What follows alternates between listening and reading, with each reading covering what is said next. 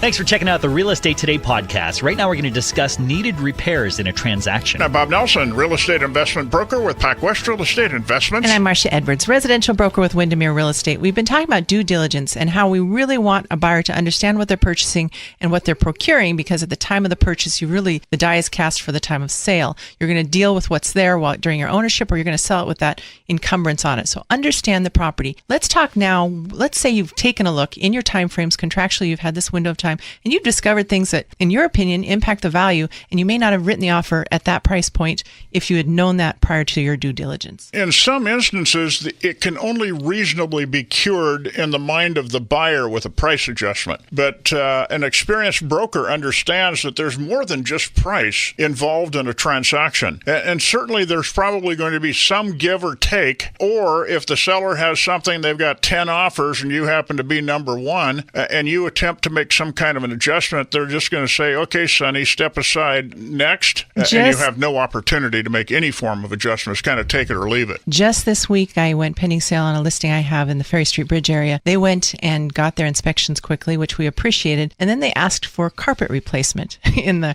repair addendum. Well, they viewed the carpet at the time of the showing. Right. They were aware of this, and then the price should have been reflecting what they're willing to do for the as-is condition. So now we've got a backup offer, and they're in a bad spot. That's not a good plan. It may alienate your seller. Yep. And I'm not exactly sure how you deal with that, other than to maybe say, okay, seller, you pay for it, I'll pay you half, or something along that.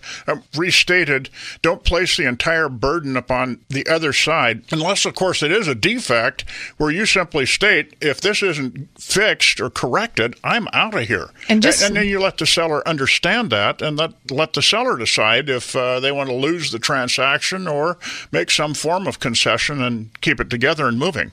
I think that people turn quickly, at least in residential, that's my experience, is that people turn quickly from good faith to not paranoia, but great concern of the validity of the other side. He's tricking me. Yes, at the point of the repair request. So you've got to be very respectful in both your presentation and your content, that it's a safety concern, a lender concern, or something you did not anticipate that would be a significant financial impact on you. I'm Marcia Edwards, Windermere Real Estate. And I'm Bob Nelson, real estate investment broker with Pacwest Real Estate Investments.